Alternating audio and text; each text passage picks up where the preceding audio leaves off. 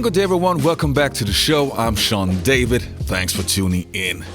If we're talking about the best defenders who ever played in the NBA, we have to talk about Gary Payton. And in this episode, I actually want to take a closer look and see how did Gary Payton actually do against Michael Jordan. And I'm not only talking about the 96 NBA Finals.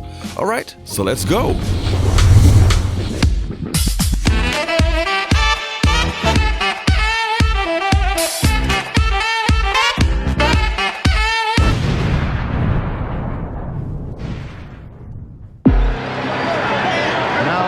On the lineup, Jordan trying to organize things. It's Perkins and Rodman. His inside arm. Well, let's see. By Jordan. And now the foul with 3 and 7/10 remaining. Oh, Payton and Jordan having some words face to face. And Hoffer guides Payton away. Now Sean Kemp calming Gary Payton down. Well, Michael well aware of the repercussions if he gets into any kind of trash talking or taunting or a possible throwing of a fist or a slap. He walks away and Kemp wisely gets Payton out of there. Now let's stop it right here. Every true old school fan knows this moment. It's the 1996 NBA Finals and Jordan and Payton are really going at it. If there was a single person left on the planet who didn't know what a great defender Payton was, they sure knew it now. But let's take it slow. Before we take a closer look on Gary Payton's first meeting with Michael Jordan, let's go way back and take a look how he actually made it this far. Gary Payton was born on the 23rd of July in 1986 in Oakland, California. He played high school basketball at the Skyline High School along with former NBA player Greg Foster. Payton's dad was also a basketball coach and was well known in the area. He had a great influence on Payton's game and helped him to learn the fundamentals of the sport. By the way, he also helped Jason Kidd, but that's a different story. In 1986, Payton decided to attend the University of Oregon, which would change Payton's entire basketball career. His coach, Ralph Miller, saw something special in Payton. And he came to me and he pulled me in the office and he said, "I want to talk to you." And he said, "Let me tell you something." He said, "You have the best hand and feet that I ever seen in a basketball player ever." He said, if you want to, you can be the greatest defensive player ever. And this is what he said. And I'm thinking this man is crazy, he's just crazy. And when I became Defensive Player of the Year as a freshman in the Pac-10 at the time, and he told me, "What did I tell you? I've got a dynasty there. I own almost every record in there." He gave me the opportunity from day one to become the player I was, and I'm very happy that happened. Payton was the second pick of the 1990 NBA draft by the Seattle Supersonics. And even though everybody knew that Payton one day would become a star, he struggled at first. Only when head coach George Karl took over, Payton started to shine and became one of the best point guards in NBA history.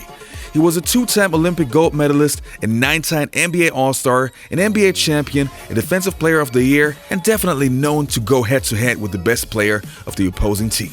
So it was only natural that Payton and Jordan would clash someday. On the 17th of November in 1990, Payton and Jordan played against each other for the first time. At that time, Gary was still a rookie and Jordan in his prime. The backcourt, the rookie, Gary Payton.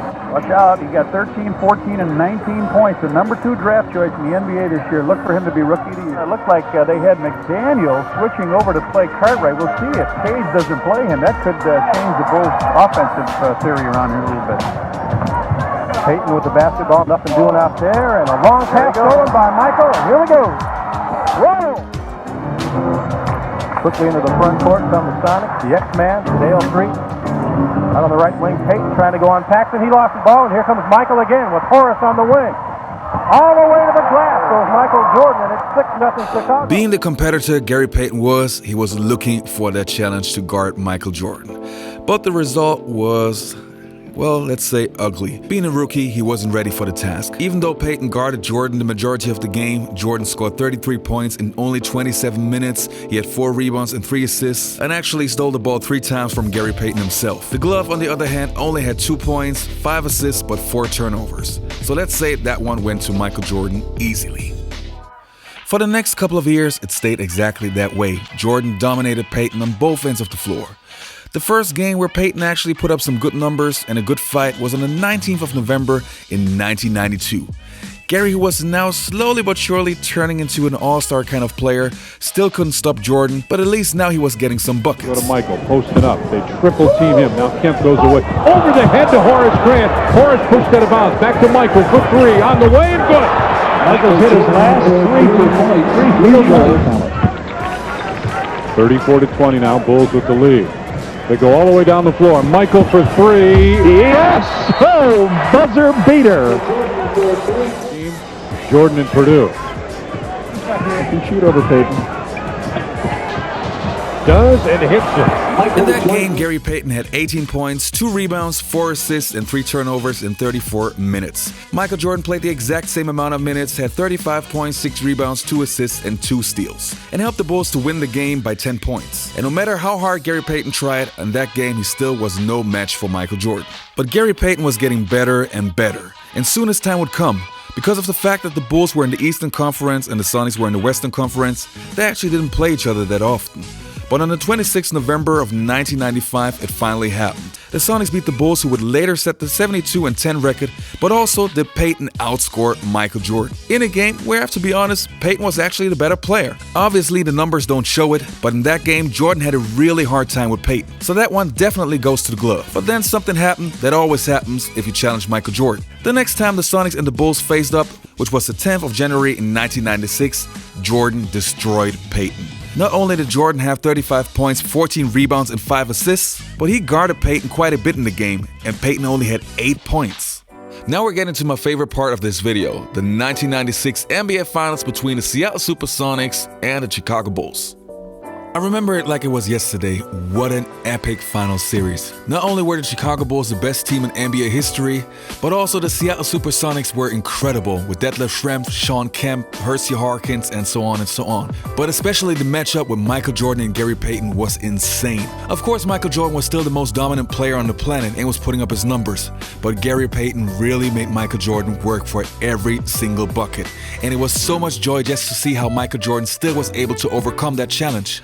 But in all honesty, except for Joe Dumars maybe, I've never seen somebody guard Michael Jordan that well like Gary Payton did in that final series. Me going against Michael Jordan, I wish I could have played him in the first 3 games, but I had torn a muscle in my calf muscle, and George had told me that he didn't want to wear me out and play against him for that period of time. So I was telling George, please let me just play against him, because first game he killed us. He had like 36 or 37, and I said, let's do it. And George didn't really want me to do that. And he was like, well, we got a long series, let's just wait.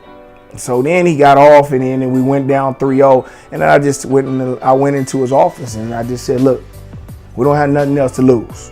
You gonna let me guard him or not? I'm gonna switch every play that you do anyway, so I'm not gonna go get off of him. He said, do what you gotta do. Well, when we start doing that, what I did was I tried to frustrate him as much as possible. It's not easy, or I knew I couldn't frustrate him. The greatest basketball player that ever played with me. I think what I did was I tired him out. I made him work for a little bit more. He wasn't really used to working that hard to get the basketball, and then after you get the ball, with about 8 or 9 seconds, you still got somebody right into you and making tough shots, and the referees wasn't calling the calls. They were letting us play. So that's why, he likes Joe Dumars so much, because Joe Dumars did what I did to him, and I only get to play him 2 times a year, and he got to play him a lot in the East. So it was a little bit different, and it was a great challenge for me, and I loved it, and then that's when everybody really started recognizing that, I was a great defensive player. So happened I won the Defensive Player of the Year that year, so everybody started understanding, well, yeah, this dude is named the glove, and he is really good at that. Well, what can you say? Payton wasn't lying. He was very good at that. Just as you mentioned earlier, in the first 3 games, Michael Jordan was killing the Sonics. In the first game, he had 28, in the second 29, and in the third 36. And then from game 4 onwards, you can see Jordan's points drastically declined, 23, 26, and 22, while Payton was actually matching his numbers. So you can see the impact that Payton had in that series. Still, it wasn't enough, and the Bulls became the champion, but you have to respect that kind of a defense. Harper had to come down to double team and let Payton open once again. The call against Chicago. Offensive foul on Michael Jordan for using the right arm. Jordan trying to post up here. The great ones, Jabbar, Bird, McHale, Magic, they all used that. All right, you guys, I hope you enjoyed this episode. Don't forget to subscribe to the channel, and I guess I'll see you next time. Peace. I'm out.